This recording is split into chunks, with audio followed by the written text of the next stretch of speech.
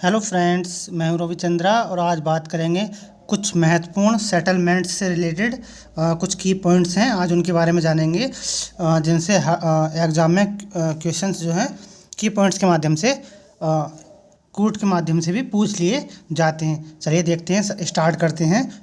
काफ़ी महत्वपूर्ण है ये, इसको ज़रूर देखिएगा अंत तक क्योंकि मैंने कोशिश की है काफ़ी जो मॉडल्स हैं उनमें क्या क्या शब्द को इंक्लूड किया गया है उसके बारे में देखेंगे। तो सबसे पहले देखते हैं कोनर्वेशन या कुनर्वेशन। तो फ्रेंड्स इसका जो नाम था, इस नाम को पैट्रिक गैडिज ने दिया। पूछा जाएगा जो कुनर्वेशन शब्द को किसने दिया था, तो पैट्रिक गैडिज थे, इन्होंने दिया था। पूछा जाएगा कब दिया, तो फ्रेंड्स ये दिया गया था 1915 में।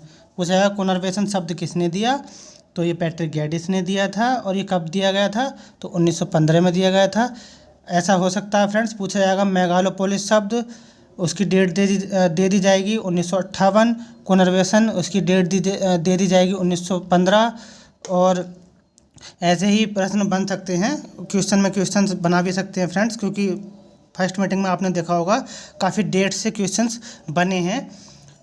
तो ये सब क्वेश्चंस को मिक्स करके तो ऐसे पूछा जा सकता है, जैसे मेगालोपोलिस 1958 और कुनर्वेशन 1915। इनको मैच द फॉलोइंग में या कोड के माध्यम से पूछ लिया जाएगा। इसका अर्थ क्या होता है, यानी कि इसका अभिप्राय होता है कभी अलग अलग स्थित अधिवासों के, यानी अलग अलग स्थित जो अधिवास होते हैं उसकी एक फीते नुमा आकृति में, यानी कि रिबन डेवलपमेंट ढलवा होने के क्वेलिस स्कैंस से प्रधान नगरों के अंतर मार्गों पर विकसित होने के लिए प्रयोग किया गया है। यानी कोई प्रधान नगर है, उसके जो अंतर मार्ग होते हैं फ्रेंड्स, उस पर जो विकसित होते हैं एक फीते नुमा आकृति में, उसी को कुनर्वेशन कहा है। किसने कहा है, तो पैट्रिक गैडिज ने कहा है। आगे देखते हैं फ्रेंड्स, पूछेगा क्रोड परिधि मॉडल, यानी कि क्रोड परिधि मॉडल, कोर पेरीफेरी मॉडल्स पूछा जाएगा। ये कोर पेरीफेरी मॉडल कब आया था, तो फ्रेंड्स ये 1966 में आया था। पूछा जाएगा किसने दिया, तो फ्रीडमैन का था। आगे देखते हैं, इसका अर्थ है व्यवस्था, सामाजिक दृश्य और राजनीतिक परिवेश में प्रभुता अधिकार के असमान वितरण पर आधारित यह मानवीय क्रियाओं की स्थानिक संगठन है। इसमें जो क्रोड होता है उसके अधीन परिधि निर्भर रहती है। मान लीजिए कोई सेंटर है फ्रेंड्स, ये सेंटर है, तो जो परिधि है ये इस सेंटर पर निर्भर रहती है। तो यही होता है क्रोड परिधि मॉडल या कोर पेरीफेरी मॉडल। यानी कि इसका मतलब होता है व्यवस्था हो, सामाजिक दृश्य हो, राजनीतिक परिवेश हो, उसमें प्रभुता हो, यानी कि ये सभी चीज़ उसमें प्रभुता हो, यानी कि प्रभुत्व हो, इन सारी चीज़ों का प्रभुत्व हो, वही होता है कोर पेरीफेरी मॉडल। यानी कि इसका असमान वितरण पर आधारित, यानी कि एक प्रभुत्व होता है, उसके चारों तरफ जो असमान वितरण होता है उस पर आधारित यह मानवीय क्रियाओं की स्थानिक, यानी एक सेंटर होता है फ्रेंड्स, तो वहाँ मानवीय क्रियाएं होती हैं, यहाँ से लोग यहाँ जाते हैं मानवीय क्रियाओं करने के लिए। तो मानवीय क्रियाओं के स्थानिक, यानी कि स्थानिक संगठन है, यानी कि एक ऑर्गेनाइजेशन है, एक संगठन है। इसमें जो क्रोड होता है, यानी जो क्रोड होता है उसके अधीन, यानी इसके अधीन ये परिधि, यानी कि ये परिधि जो है इस पर निर्भर रहती है। तो यही होता है क्रोड परिधि मॉडल। आगे देखते हैं फ्रेंड्स, सांस्कृतिक दृश्य जगत, यानी कि कल्चरल लैंडस्केप पूछा जाएगा सबसे पहले। यानी सांस्कृतिक दृश्य जगत ये कहाँ से संबंधित है, तो फ्रेंड्स ये यूएसए के, आप 2007 का पेपर उठाएंगे PYQ, तो उसमें आपको मिल जाएगा यूएसए के बर्कले संप्रदाय। ये काफ़ी ऐसे इस प्रकार के क्वेश्चन पूछे जाते हैं। पूछा जाएगा जो सांस्कृतिक दृश्य है, ये कल्चरल लैंडस्केप है, ये किस स्कूल से या किस संप्रदाय से संबंधित है, तो फ्रेंड्स यूएसए के बर्कले संप्रदाय से संबंधित है। और सांस्कृतिक दृश्य जगत या कल्चरल लैंडस्केप के बारे में किसने बताया था, तो फ्रेंड्स आपने सुना होगा नाम कार्ल सावर का। तो कार्ल सावर ने कल्चरल लैंडस्केप पर कार्य किया। इसका अर्थ क्या होता है, तो धरातल की सतह पर मानव द्वारा विकसित परिदृश्य, यानी ये धरातल है, मान लीजिए हम जहाँ रहते हैं वहाँ पर जो हमारे द्वारा जो सतह पर, मतलब हमारे द्वारा जो विकसित परिदृश्य है, मकान है, इंडस्ट्रीज हैं, प्लांट्स हैं, जो हमारे खुद के द्वारा होते हैं, परिदृश्य होते हैं, उसी को सांस्कृतिक दृश्य या कल्चरल लैंडस्केप कहा है। किसने कहा है? कार्ल सावर ने कहा है। किस संप्रदाय से थे कार्ल सावर? तो बर्कले संप्रदाय से थे। बर्कले संप्रदाय कहाँ है? तो ये यूएसए में है। आइए देखते हैं फ्रेंड्स, मुझे लग रहा है समझ में आ रहा होगा। ये पूछा जाएगा सांस्कृतिक क्षेत्र यानी कि कल्चरल एरिया। पूछा जाएगा सांस्कृतिक क्षेत्र क्या होता है या कल्चरल एरिया क्या होता है? तो यह संकल्पना सांस्कृतिक पारिस्थितिकी यानी कि कल्चरल इकोलॉजी से प्रकट हुई है। सांस्कृतिक क्षेत्र एक ऐसा भौगोलिक प्रदेश है या क्षेत्र है या रीजन है जहां सांस्कृतिक लक्षणों की समानता की पहचान की जाती है। पूछा जाएगा सांस्कृतिक क्षेत्र से आप क्या समझते हैं? आगे दे दिए जाएंगे 3-4 विकल्प, तो उसमें होगा यह संकल्पना सांस्कृतिक पारिस्थितिकी यानी कि कल्चरल इकोलॉजी से प्रकट हुई है, तो बिल्कुल सही है। सांस्कृतिक क्षेत्र एक ऐसा भौगोलिक प्रदेश है या एक ज्योग्राफिकल रीजन है जहां सांस्कृतिक लक्षणों की यानी जो सांस्कृतिक लक्षण होते हैं, फीचर्स होते हैं, वहां उनकी समानता देखने को मिलती है। तो वही तो होगा सांस्कृतिक क्षेत्र, जहां सांस्कृतिक लक्षणों की समानता देखने को मिलेगी, वही सांस्कृतिक क्षेत्र होता है। तो फ्रेंड्स ये भी सही है। आगे देखते हैं सांस्कृतिक पारिस्थितिकी। पूछा जाएगा सांस्कृतिक पारिस्थितिकी यानी कि कल्चरल इकोलॉजी। तो पहले तो ये जान लीजिए फ्रेंड्स, जो सांस्कृतिक पारिस्थितिकी है, कल्चरल इकोलॉजी है, तो इसको स्टीवर्ड ने 1955, आपको पता है फ्रेंड्स, नए नए जो टर्म हैं आजकल एग्ज़ाम में बहुत ज़्यादा यूज किए जा रहे हैं। जैसे एपी ओडम है इकोलॉजी से, ऐसे ही स्टीवर्ड है 1955 में, ये लिखा है फ्रेंड। स्टीवर्ड ने 1955 में इस अभिगम यानी कि इस अप्रोच का सांस्कृतिक वर्ग यानी कल्चरल क्लासेस और उसके प्राकृतिक वातावरण यानी कि नेचुरल एटमॉस्फेयर के मध्य अध्ययन हेतु प्रयोग किया। पूछा जाएगा जो सांस्कृतिक पारिस्थितिकी है, कल्चरल इकोलॉजी है,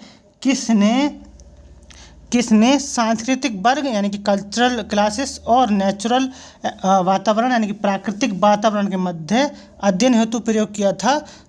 यानी कि ये जो चीज़ें हैं किसने उपयोग की थी? तो फ्रेंड्स ये की थी स्टीवर्ड ने 1955 में।